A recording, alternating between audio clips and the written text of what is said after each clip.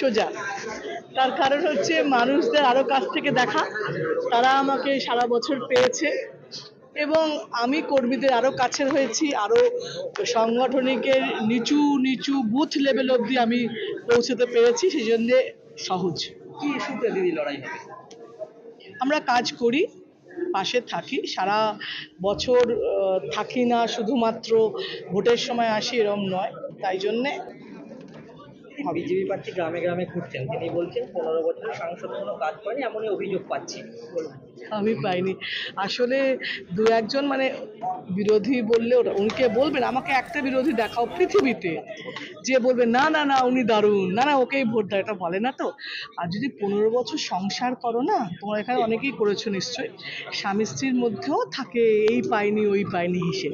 তো 15 বছর আমি একা, এখানে 19 লক্ষ ভোটার, তো তুমি বলবে যে একা মানুষ